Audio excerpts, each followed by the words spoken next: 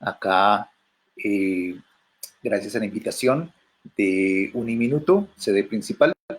Me presento, mi nombre es Gustavo Ortiz, soy el actual director del Museo de Arte Contemporáneo y hoy hemos escogido una temática muy importante para conmemorar y sobre todo para reivindicar el Día Mundial del Trabajo, que se celebra mañana 1 de mayo. Algunos de ustedes de pronto conocen esta historia, otros será la primera vez que la escuchan, pero en la vida laboral y como entendemos el concepto de trabajo hoy ha variado muchísimo en los últimos, digamos, casi 120, 140 años. Y específicamente, esta reivindicación que se celebra mañana tiene que ver con una jornada laboral que se dividía en tres segmentos, cada uno de 8 horas. El primero relacionado con 8 horas de trabajo, 8 horas de estudio y 8 horas de descanso. Esto que hoy nos parece absolutamente normal y aún algunos países que han disminuido su jornada laboral a 6 horas o digamos 40 o 38 horas semanales, en el pasado pues era realmente inaudito pensar que una persona no trabajara máximo o mínimo, perdón, 16 o 20 horas. Y es el caso de High Market en la ciudad de Chicago, donde se dio esta reivindicación, esta revuelta, esta protesta para lograr una estabilización de estas tres jornadas, de estas tres segmentos, cada uno de 8 horas. A partir de eso, después se estableció internacionalmente como el Día Internacional del Trabajo y hoy pues lo vemos así, que la jornada laboral es de 8 horas, no en todos los casos, sabemos también en nuestro país, específicamente en el área del campo, estas jornadas de 8 horas pues son casi que nulas, no se ven, son jornadas de casi 16 horas en el campo y en muchos países de América Latina, de África, sin contar con otros países que están en todo este proceso de boom industrial como puede ser China, India, Vietnam, Indonesia y demás. Por eso tan importante esta reivindicación de esta jornada laboral de 8 horas, 8 horas de trabajo, 8 horas de estudio y 8 horas de descanso. Pero bueno, la pregunta es realmente el artista como trabajador. Y así empezamos, digamos, entendiendo si el trabajo que realiza un artista puede ser considerado dentro de ese ámbito netamente laboral, y eso es parte de la conversación que quiero tener con ustedes y lo que hoy estamos planteando acá desde el Museo de Arte Contemporáneo de Bogotá. Para los que no, digamos, tienen un contexto concreto, el Museo de Arte Contemporáneo de Bogotá fue fundado en 1966, aunque desde la óptica del padre Rafael García Herreros, desde 1963, cuando propuso su parábola del museo en una locución televisiva por el Minuto de Dios, donde el centro de su propuesta era el significado social del arte, el valor social del arte, con esa frase que para nosotros es nuestra frase fundacional, que dice: la belleza y la riqueza tienen una obligatoria función social.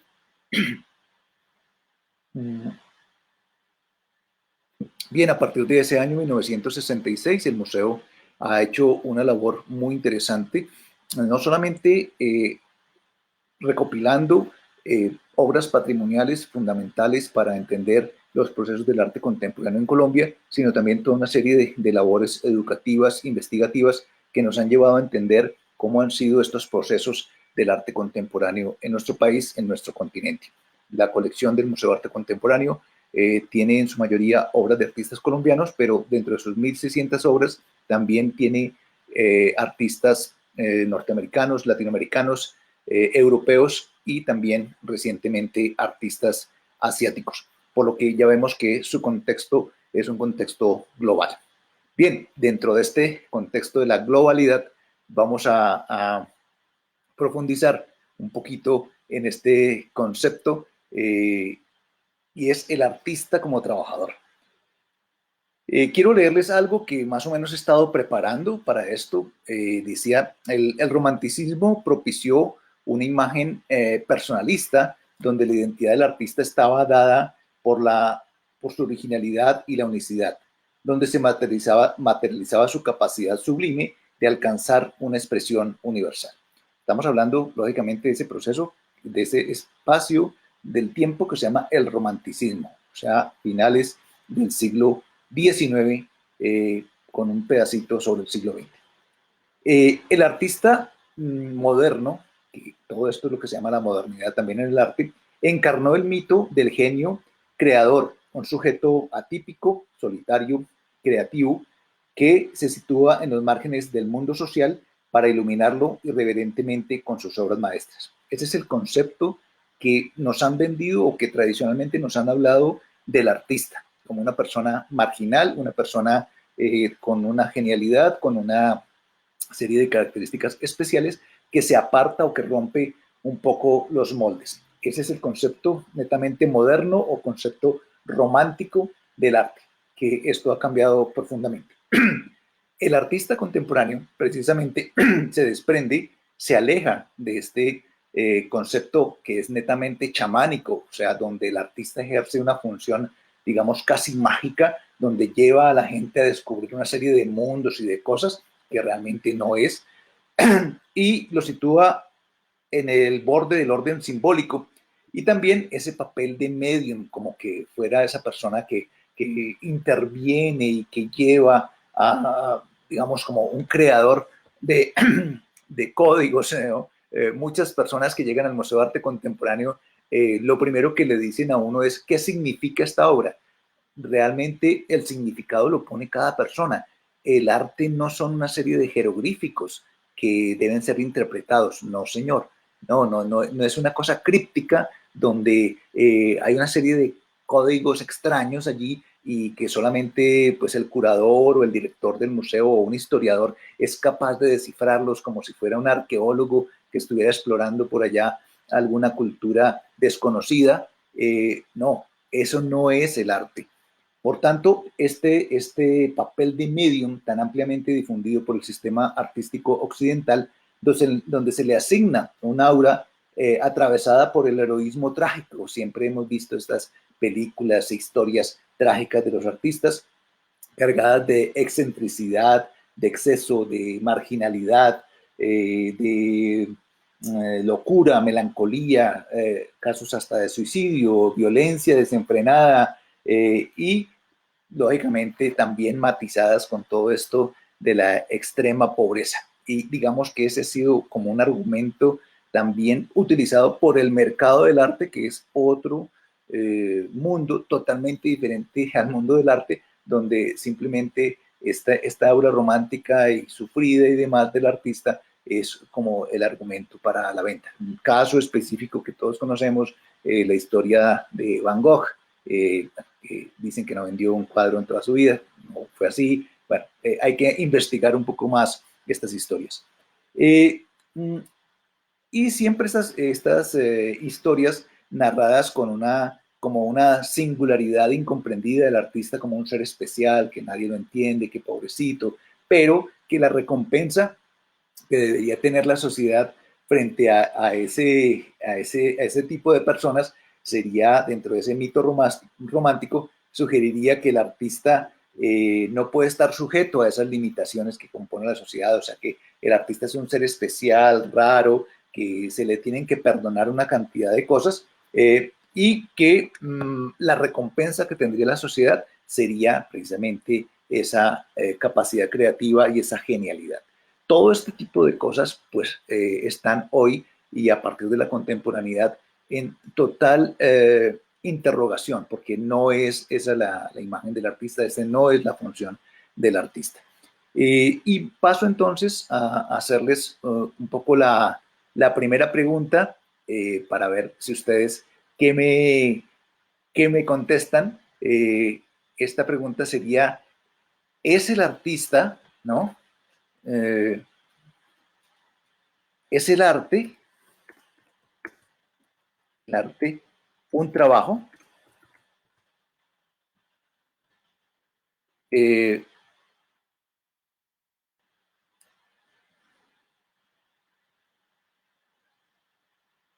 ¿Creen ustedes que es el arte realmente un trabajo?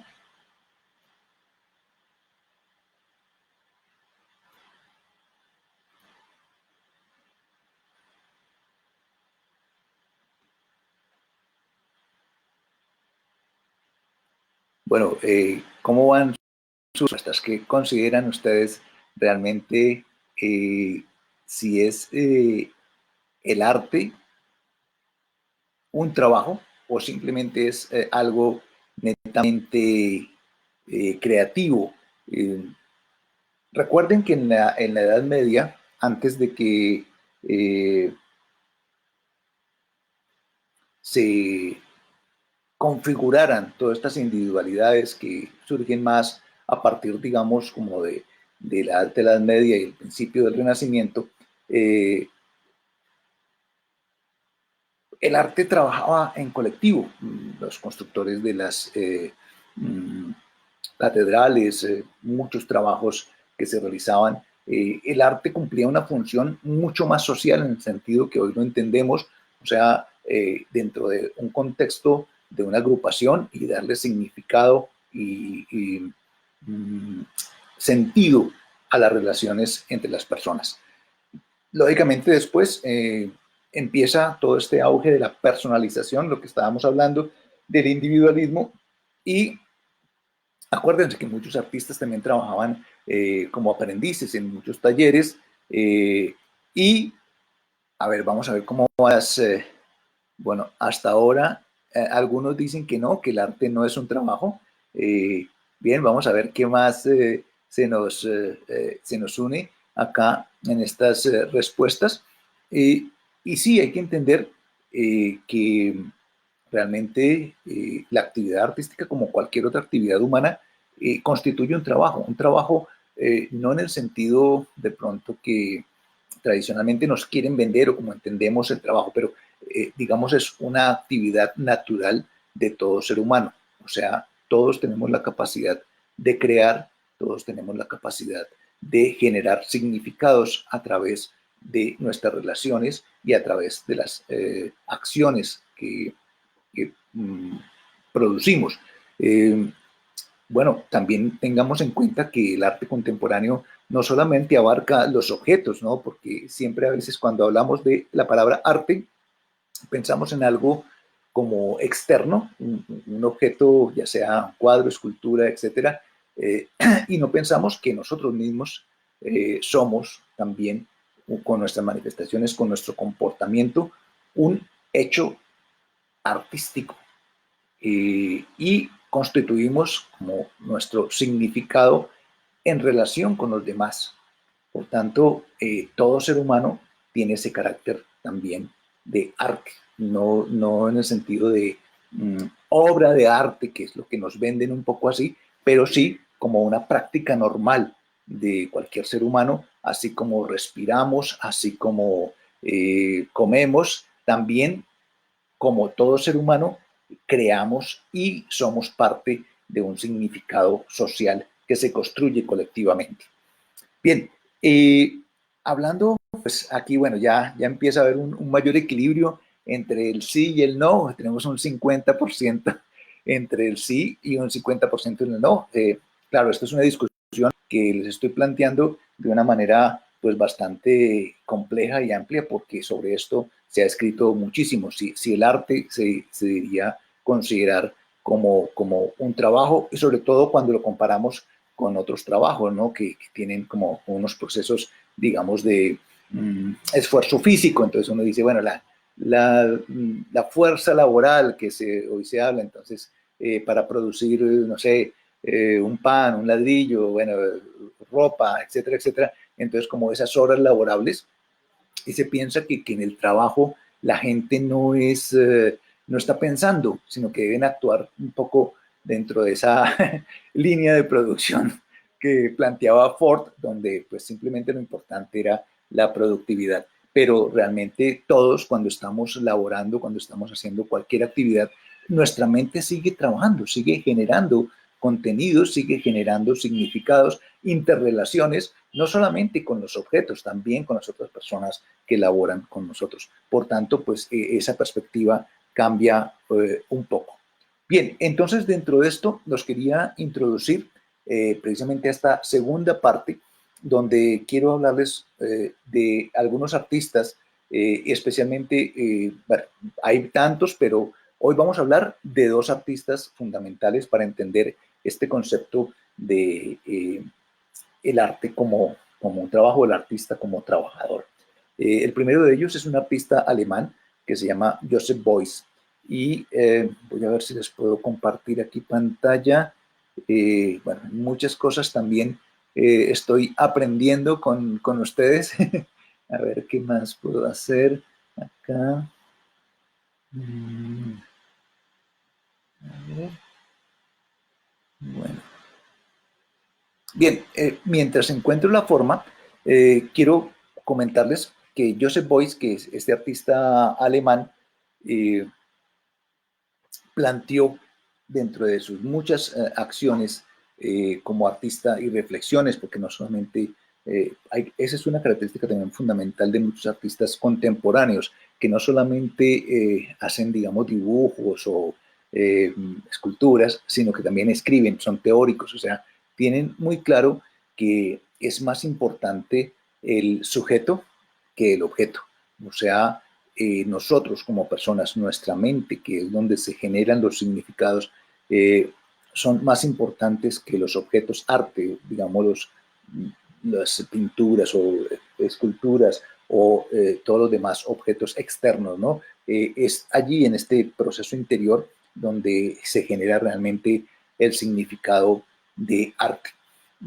Entonces él planteó una obra que se llama Das Kapital, en alemán, que significa el capital. Acuérdense que también hubo otro alemán que escribió un famoso libro que se llama Das Kapital. Eh, a ver si alguien se acuerda cómo se llamaba. Sí, el señor Karl Marx o Carlos Marx. Eh, pero el capital que nos está hablando Joseph Beuys, tengan en cuenta que prácticamente hay casi un siglo de diferencia, un poco más, entre Joseph Beuys y Karl Marx. Eh, Joseph Beuys es un artista de la segunda mitad del siglo XX que empezó, digamos, su práctica artística en el año 46, 1946, y empezó pues a ser más notable a partir de los años finales de los años 50, en los años 60. Mm, Él planteaba que el capital, que es toda una instalación, que voy a ver si se las puedo mostrar o si no la pueden ir buscando ustedes también en internet, se llama Das Kapital o el capital de Joseph Beuys, plantea que realmente el capital, o sea, ese valor, cuando hablamos de un capital tenemos como es algo que podemos nosotros contar para hacer una inversión o para hacer una transformación. Entonces él considera que el capital reside realmente en el poder creativo de cada ser humano. El capital no reside en la cantidad de dinero que usted pueda tener. Y esto, pues hoy en la situación actual que está el mundo, creo que tiene un significado mucho más profundo. Eh, y es podemos decir, voy a parafrasear, una verdad capital, una verdad fundamental, porque nos está haciendo entender que la creatividad o el poder creativo que tenemos todos los seres humanos es realmente la mayor riqueza. Es donde realmente podemos nosotros como sociedad transformar los diferentes procesos. No es el dinero. La creatividad humana existe antes que el dinero. Eh, bueno, podemos irnos por allá a la prehistoria, a la protohistoria. Cuando se inventó la rueda, no existía el dinero, pero sí existía la creatividad. Seguramente después de estas situaciones que estamos viviendo, puede que el dinero desaparezca como medio de intercambio. Y es algo que unos dirán, bueno, está loco el señor Gustavo Ortiz, pero seguramente el dinero va a desaparecer como medio de intercambio. Y entraremos en otras dinámicas de intercambio que están mucho más relacionadas con la creatividad, con el poder creativo del ser humano, que es donde está el verdadero valor. Por eso hoy en muchas empresas y en muchas industrias se habla de el capital creativo o del poder creativo, o tratan de contratar a creativos porque son los que logran mmm, generar una serie de interrelaciones que normalmente de otros ámbitos no se pueden generar. Y no es porque sea unas personas creativas y otras personas no sean creativas. Todos los seres humanos tenemos esa capacidad creativa.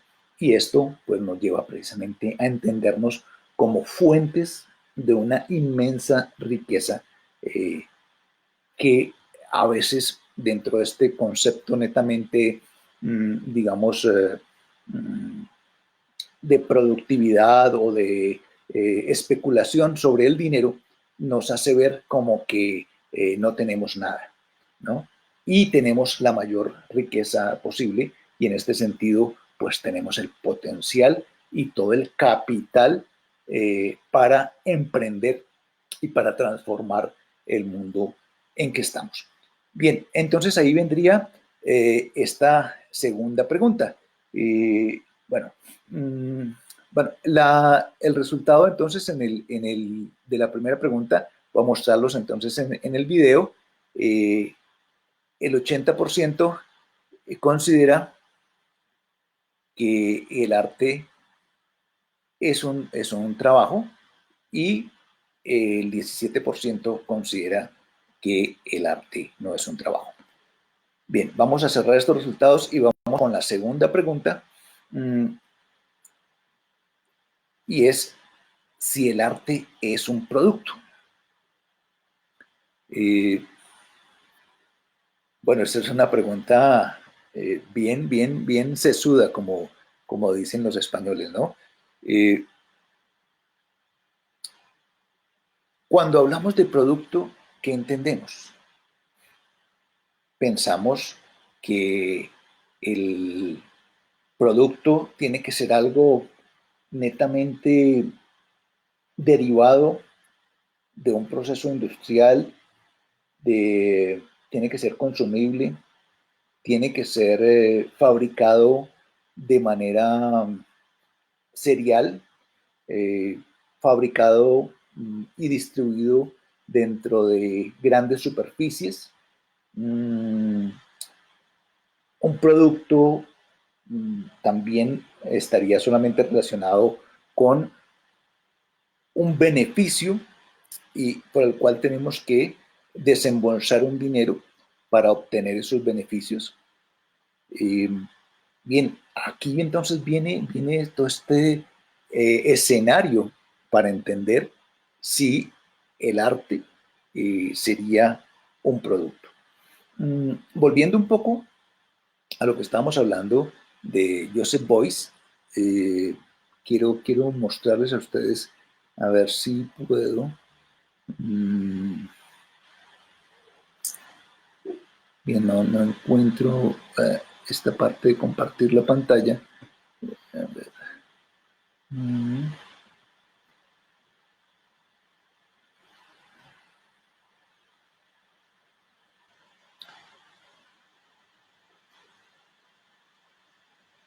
Mientras tanto, pueden ir votando si el arte es un producto. En este momento tenemos un 80% que dice que sí es un producto, un 20% que dice que no es un producto. Mm,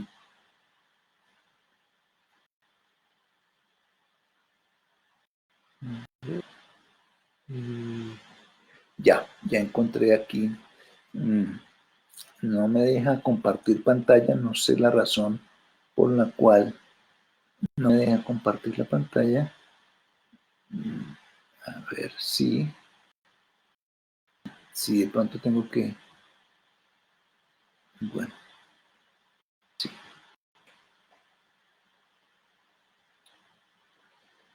Bueno, voy a continuar y después al final les daré pues los enlaces o la forma para poder compartir con ustedes estas imágenes que había preparado previamente o mientras mi computador de pronto me deja hacer estas acciones de la pantalla.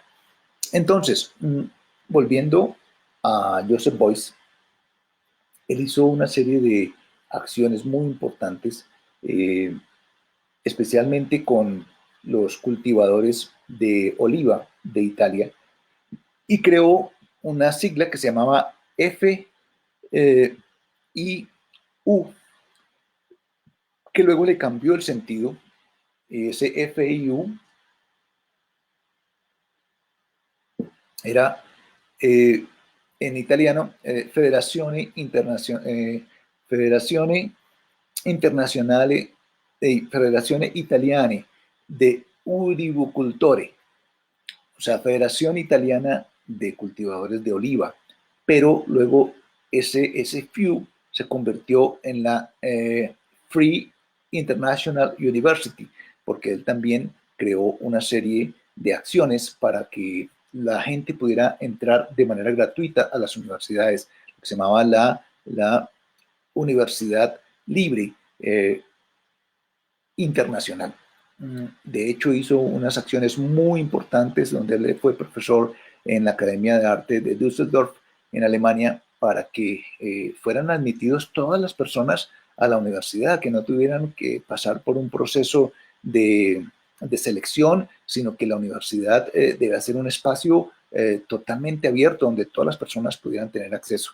Bueno, ese es un gran reto, una cosa que hoy de pronto puede ser uno de los cambios internacionales, consecuencia de esta situación tan especial que estamos viviendo y cómo de pronto el conocimiento que cada vez se ha ido democratizando más se vuelva totalmente libre en todos los aspectos y que las universidades también abran todas sus puertas y sus ámbitos para que cualquier persona pueda entrar a la universidad sin ninguna dificultad, sin ningún condicionamiento, porque pues si hablamos de universidad, de que es universo, universalidad, pues es el acceso universal. Y por eso también ese 1 de mayo que se celebra mañana y que es una acción reivindicativa, los trabajadores pedían 8 horas de estudio, porque no solamente es trabajo, el conocimiento, el aprendizaje es constante. Eh, entonces, volviendo a esta actitud de entender que el arte, cuando entendemos el arte como una fricción social, como resultado, yo muchas veces a los alumnos que van al museo y a los visitantes les digo que el arte, la cultura, es fruto de las diferencias. Cuando dos piedras que son diferentes, que tienen aristas, se chocan, producen esto, sale una chispa. Esa chispa es lo que se llama la cultura. La cultura no es más que la chispa que se genera cuando hay diferencias, es la fricción entre las diferencias y eso produce chispa y la chispa produce fuego y el fuego produce calor y el calor produce transformación de la materia. Fíjense el concepto tan diferente eh, que podemos llegar a construir cuando entendemos que no puede haber arte o cultura sin diferencias. Cuando todo se vuelve normal, cuando todo se vuelve plano, cuando si esas dos piedras fueran totalmente lisas y romas, por decirlo así, no producirían esa chispa, ¿no? Simplemente producirían un choque, un sonido, pero no producirían una chispa. Entonces las diferencias, las aristas, lo que nos hace distintos es lo que nos enriquece y lo que produce esa chispa que genera fuego y que genera calor y que genera transformación. Y eso es lo que llamamos también transformación social. Por tanto, sí, el arte es transformación social, porque nace de las diferencias, no nace de las igualdades, no nace de las normalidades, nace de las anormalidades, ¿no? En una entrevista que estamos haciendo, que los invito también a que visiten nuestro canal de YouTube de Museo de Arte Contemporáneo, allí hemos hecho entrevistas con muchos artistas de la colección y uno de ellos, el artista Cristo Hoyos, nos hablaba de esa anormalidad y de esa batucar, es un término muy de la costa. Batucar es revolver algo, un barro, un agua, bueno, una solución, de tal manera que lo que está abajo suba y se haga visible, lo que está oculto aparezca, ¿no? Entonces, este sentido de la cultura y de la creación artística, de batucar, de revolver, de hacer visible lo que estaba oculto, es muy importante y en este sentido, pues lo que plantea Joseph Beuys con esta obra, que es una instalación que se llama El Capital o Das Kapital, que consiste en un piano, consiste en una bañera de latón, en un hacha y una serie de cartulinas negras escritas con tiza sobre los procesos creativos y sobre las relaciones sociales que hay. Los invito a buscar esa obra, ya que pues todavía no me deja esta opción de poder compartir pantalla y que aprender cómo se hace este proceso, nos da ese contexto. Bien, y otro artista que también, con todo lo polémico y con todo lo que podemos estar de acuerdo o no, es Andy Warhol. Andy Warhol tenía un taller que se llamaba La Fábrica. Entonces uno dice, bueno, ¿por qué el taller del artista se llama La Fábrica? Y por eso esta pregunta de que si el arte es un producto. Él, por diferentes circunstancias, logró que le dieran unos espacios en Nueva York, unas grandes bodegas que tenía antes el ejército de los Estados Unidos, que lo utilizaron para imprimir las lonas de los jeeps y de los camiones de guerra, y entonces había unos grandes marcos de screen, había unas mesas inmensas, y él logró que le dieran esos espacios y digamos, como esos, vamos a decir, un poco desechos industriales, y los aprovechó para crear un taller que él llamó La Fábrica, y allí produjo una serie de serigrafías que hoy son emblemáticas, dentro de ellos la famosa retrato de Marilyn, pero también hizo el retrato de Mao Zedong, hizo el retrato de Liz Taylor, de, bueno, tantos artistas, digamos, de cine o figuras icónicas populares, porque, digamos, él está muy enfocado en el arte pop. Y aún hizo también un retrato de Joseph Beuys, este artista alemán que, bueno, lástima que no puedo compartir la pantalla, pero también lo pueden buscar, el retrato de Joseph Beuys realizado por Andy Warhol. Y entonces ahí entramos en un concepto diferente, ¿no? Hoy muchas obras artísticas mmm, no las tiene que realizar necesariamente el artista. Eh, Hoy muchos artistas mandan a hacer sus cosas a una fábrica, ¿no? Hay instalaciones, hay objetos que requieren de otras habilidades que no necesariamente están relacionadas con la disciplina del artista, y también ese es otro fenómeno que tampoco lo podemos ocultar, y es el mercado del arte ha hecho que muchas producciones artísticas estén relacionadas con esa producción industrial. Entonces, pues hay artistas que tienen prácticamente 30, 40 operarios. Aquí hablamos, pongamos, de Doris Salcedo en Colombia, bueno, Damien Hirst en Inglaterra, de Jeff Koons en Estados Unidos, donde muchas de sus esculturas, muchas de sus obras realmente se producen en serie como un producto normal, 5, 10, 20, 30, 50, y hay una serie de operarios. El artista de pronto a veces solamente firma o supervisa, a veces ni siquiera firma, ¿no? Firma un papel donde dice que esa obra es de él, ni siquiera toca esa producción o ese producto, ni siquiera a veces lo ve porque la fábrica puede estar en Singapur, u otra fábrica puede estar en Panamá, otra en Shanghai, y él simplemente a través de todos estos medios digitales da una autorización y una certificación de que ese trabajo responde a unos idea creativa de él, pero ni siquiera de pronto ha ido por allá a conocer eso. Entonces, bueno, vamos, ¿cómo vamos con nuestra entrevista? Eh, bien, entonces tenemos entonces que en este momento tenemos que el arte para muchos de ustedes sí es un producto, un 70%, y un 30% dice que no es un producto.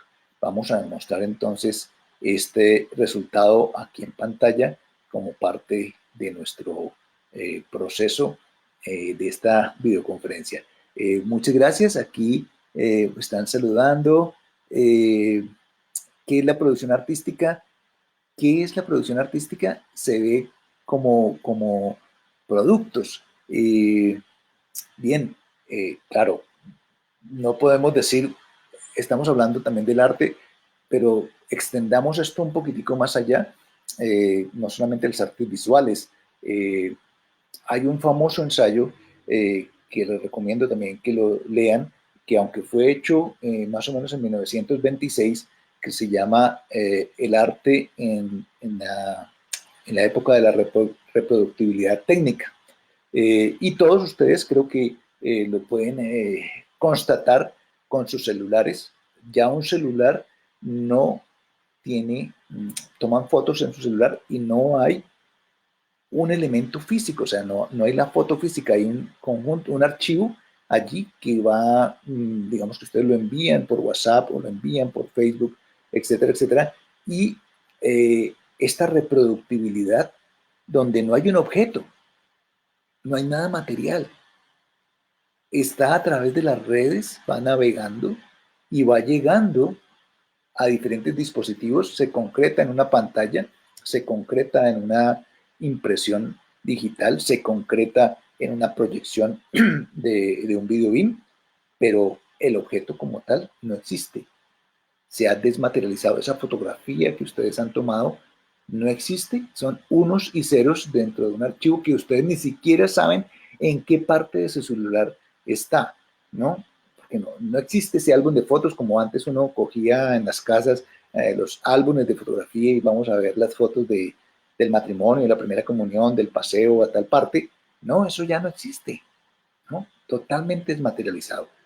Entonces, fíjense cómo este ensayo famoso de el arte en la época de la reproductibilidad técnica nos ha llevado a entender que los procesos industriales afectan también directamente los procesos de creación artística y los procesos de distribución del arte. Por eso, pues, en otro famoso ensayo se dice que estamos en una época de la distribución, que el arte ya no se va a exhibir más.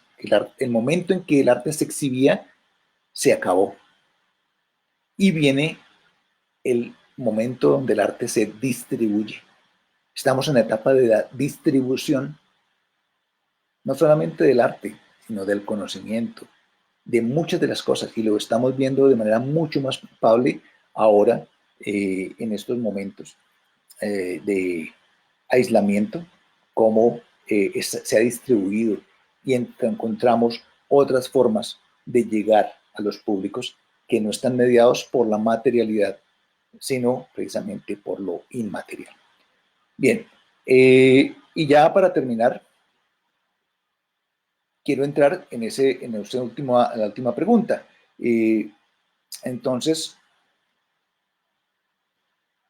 debe ser reconocido el artista como un trabajador.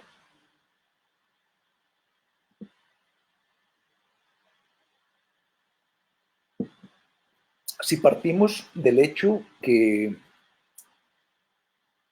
un artista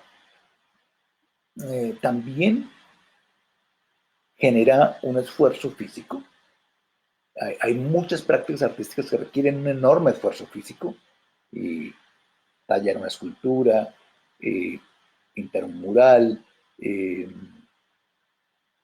hacer un performance, generar toda una instalación, bueno, y así dentro de otras muchísimas prácticas artísticas que tenemos en la contemporaneidad. Pero no solamente sobre el esfuerzo físico que se puede clasificar a un trabajador, también está su esfuerzo intelectual. Y otro elemento fundamental, las relaciones sociales que establece para transformar, porque dijimos que la cultura es un factor de transformación.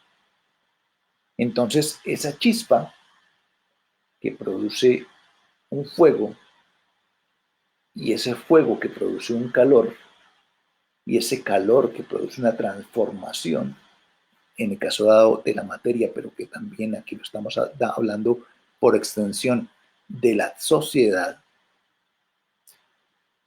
pues eso es lo que se llama el trabajo, ¿no? En otros idiomas se llama laburo, en italiano, work en inglés, y cada uno de ellos tiene un sentido muy importante. Si ustedes buscan la palabra trabajo, pues es simplemente transformar algo de un estado a otro. Y dentro de ese ciclo del trabajo está no solamente la transformación, sino que está también la resignificación de lo que hizo.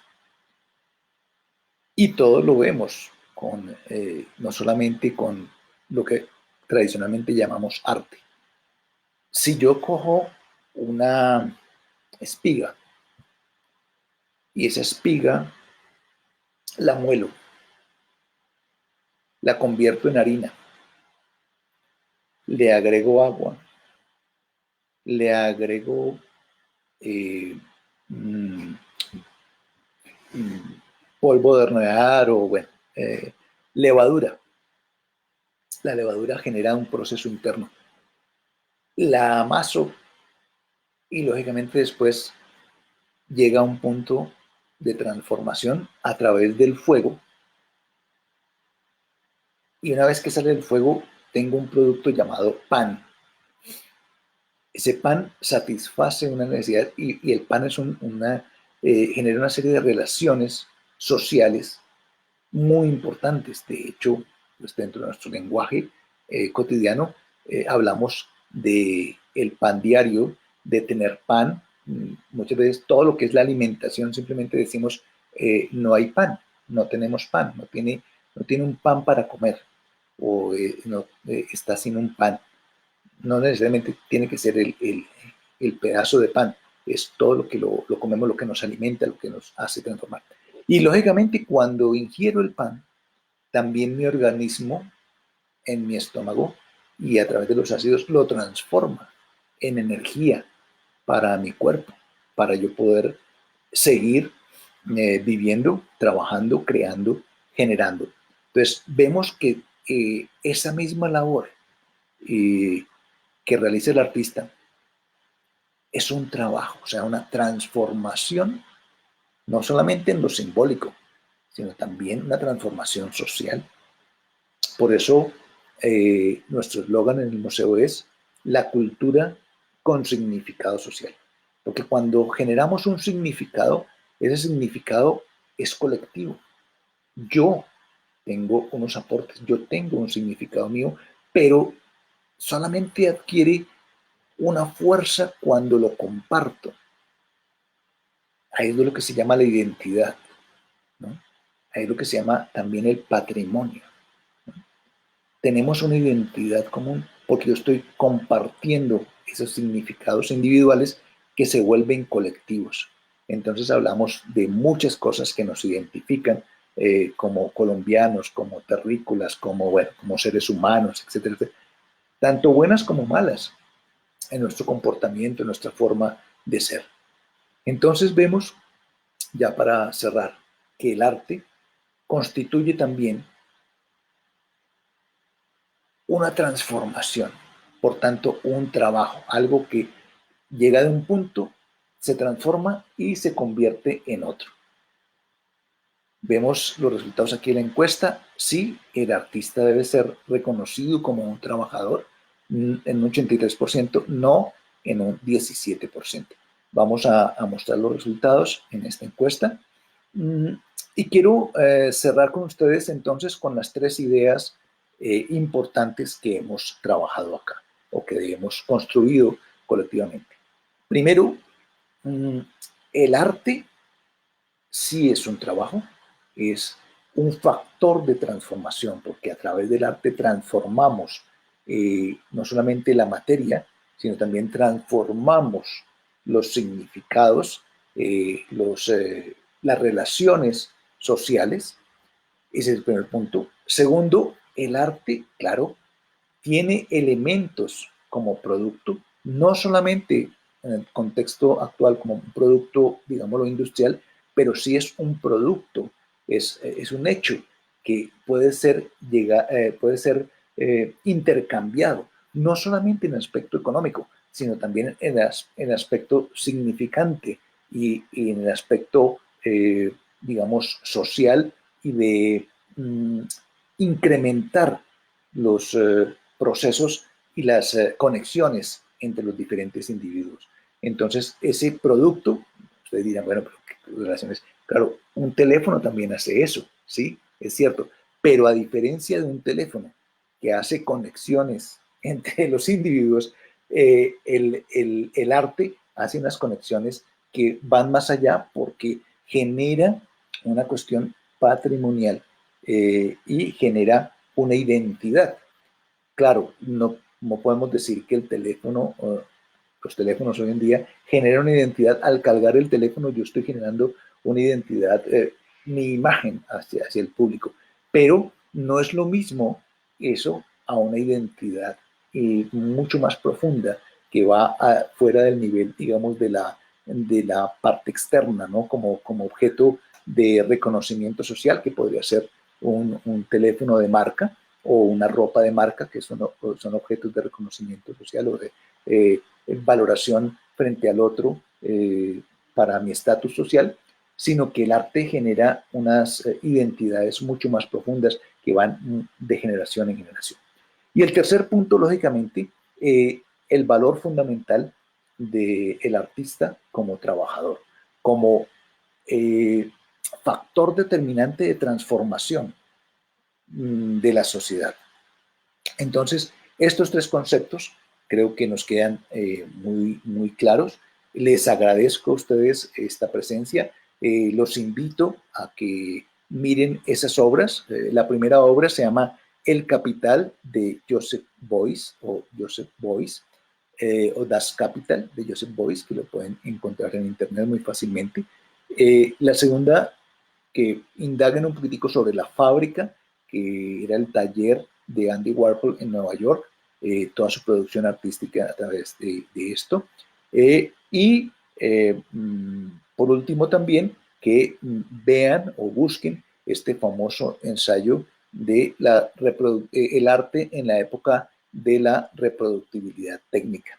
Esto pues, nos hace entender muchísimo más el papel del arte contemporáneo en la transformación social y cómo también el hecho de que exista un museo en el barrio Minuto de Dios y en Bogotá y que tenga todo este acervo cultural y este concepto de transformación de la sociedad es uno de los pilares también de nuestra universidad, como la educación, la cultura y las relaciones sociales contribuyen a una transformación de todo lo que, de las relaciones humanas y de el contexto donde nosotros nos movemos. Muchísimas gracias por estar con nosotros. Los espero entonces también en nuestro canal de YouTube del Museo de Arte Contemporáneo y sigan también estos espacios que ha brindado la universidad dentro de la UME Cuida, estas relaciones que podemos establecer, intercambio de conocimientos que son tan importantes para construir esta universalidad del conocimiento que también lo hemos hablado hoy acá. Muy amables y espero que estar de pronto en otra ocasión compartiendo con ustedes algo más del arte, la cultura y el significado social. Hasta muy pronto.